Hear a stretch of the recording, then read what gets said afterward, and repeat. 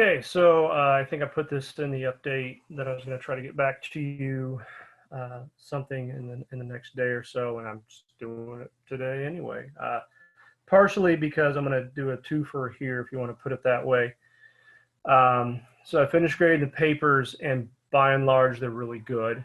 Um, I would say probably the most common mistake, if you want to put it that way, is, and I know it seems kind of odd because you're all reading the same books and doing the same thing, but I like to reinforce that this is academic writing, and so please don't forget to use citations and don't forget the reference page. That's why I still sort of put the formatting guidelines in there.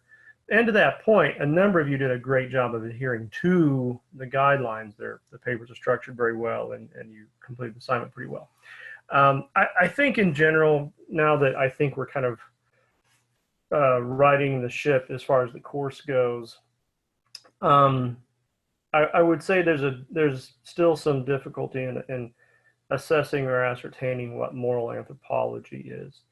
There were two of you, two that I recall, did a pretty good job of addressing what anthropology is in terms of what it means to be human, what it means to be a person, and from that, building on the tripart nature of the soul for Plato, and then the rational irrational split for Aristotle. And the reason I want to emphasize that piece is we often talk about moral decisions, and this could be the one about abortion or euthanasia, and we'll see some others in the next couple of weeks, say on capital punishment, regarding what counts as a person, and it's not even so much as trying to nitpick who counts and who doesn't count in the ventilation or ventilator case of euthanasia and COVID-19, but we do make those concerns or cases known when we talk about who we have moral obligations to.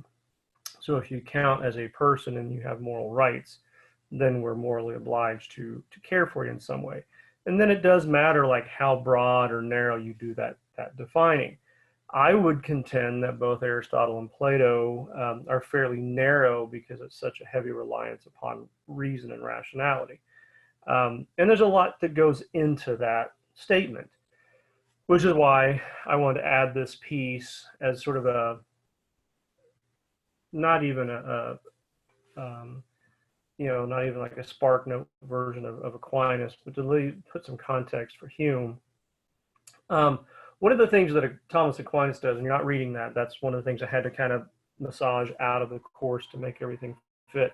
And that's why there won't be a comparison paper with Hume and Aquinas, is once you have this understanding of what you think a person is, I always find it interesting that we talk about things like moral obligations and that you should do things for people. And yet what's really interesting is a number of things, usually not abortion, not necessarily euthanasia, but just even in generally how we treat people, we don't want to do it. It's just a lot of work to like be nice and do stuff.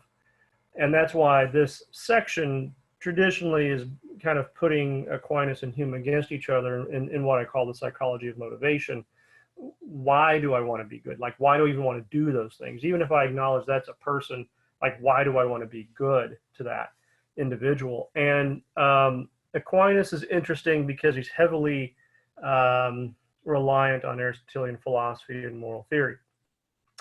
Now, the upshot, when you look at Aristotle and the idea of, and a couple of you mentioned this in the paper, eudaimonia and the good life, the real interesting dynamic between like individual virtue, and sort of the political society is, and that's one thing we didn't explore as much as we maybe could have or should have, but in the political society, you want to get to a level of having like leisure time.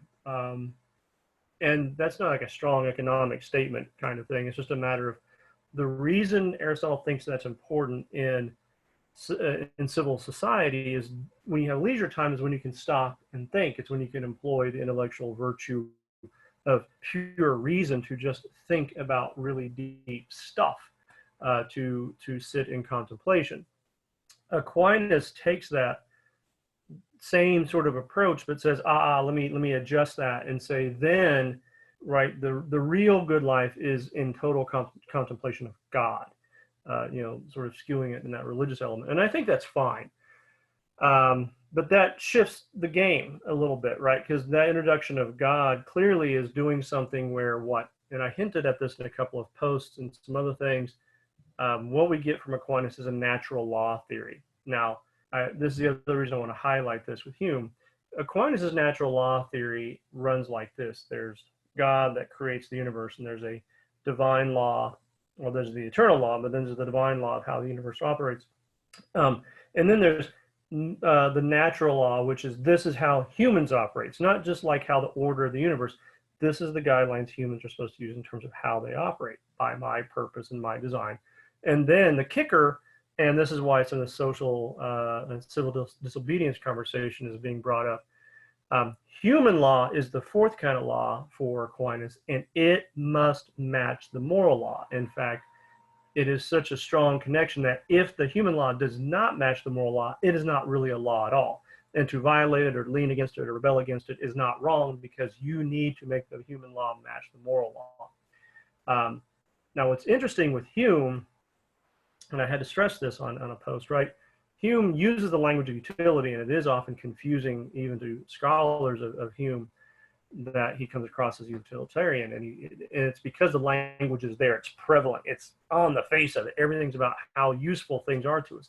But the piece that you can't forget is it may be useful, but it's how we feel about that utility. It is in our gut, it's the strong visceral emotion, it's the moral sentiment. And so in a different text, Hume talks about calm and violent passions, but in that language of passion, that's the point. It is basically, my moral theory is descriptive only, and it's to say either yes, I like that, or I don't like that. That's how strong his moral theory is. It doesn't ever tell you what to do. So that's the hard part in the civil disobedience kind of conversation. But the problem is there are hints that you should do something. That's the real trick. But what's odd with Hume's version of saying that I have these responses and the reactions, he says that's true of everyone and it's natural to us.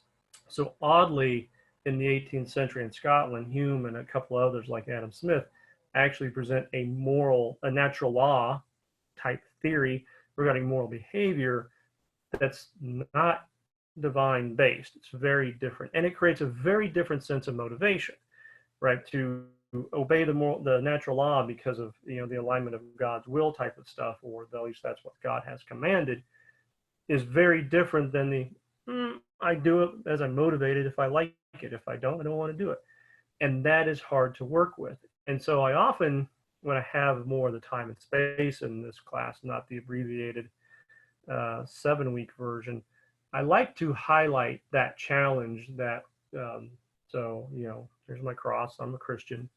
But as Christians, there's a lot of things that we profess and we don't want to do. Like, we literally don't even do it. And so there's like a disconnect between saying, here's all the things I want to do, and so why do I not have the motivation to do it? And Hume is over here saying, well, there's a really simple answer. You just don't want to. So let's talk about how humans behave when they do and they don't want to do stuff. Now, as I say that, just to sort of finish off Aquinas here briefly, I don't think it's all a lost cause to talk about sort of Christian psychology and motivation. It does require something different. It does require something a little bit outside the context of talking about like justice and law and sentiment. And that is, if you go back and you're looking at things like St. Augustine, and you understand the ideas of faith, hope, love, grace, I actually also think it comes down to gratitude. And there's some, I think it's Paul Ricoeur. I'd have to go back and double check now, but there's a couple of authors that kind of highlight, right, that part of what should be going on there in the Christian behavior and motivation is one of gratitude. So if I take this thing seriously, the motivation for me to do good stuff as a Christian isn't to win favor or curry God's favor or avoid hell, but simply to say, this was great. I should be really thankful for that, right? So we're just coming out of Easter weekend, and right, that's a whole season up to Pentecost. But that's the thing, we tend to forget that. We treat it like a one and done Sunday. It's a whole thing. And that whole thing says, I should be really grateful for this gift if that's what I really believe. And how do I demonstrate that? Well, then I should feel motivated to go show other people how happy I am and how great it is, and treat them well and not take things from them, but give to them and to help them. And there's a whole psychology of motivation that could be there that we often don't explore. And that's often, I think, why Hume tends to win a lot of those arguments about motivation, because, well, if I feel like it, I'll do it. If I don't, I'm not gonna. I mean, I guess you can make me, right? But I'm gonna kind of resent you because of the law or the person or the thing. And I kind of want to make sure you have uh, some grasp of that concept, because when we get to actual normative theory, typically utilitarians against Kantian deontologists, and if you don't know what that means, that's fine. We'll talk about that in the next couple of weeks. But both of those views have to talk a little bit about that issue, like how you get people to do stuff and why they should do it. But this is a more baseline, and I wanted to give a little more context to Thomas Aquinas. But keep up the good work.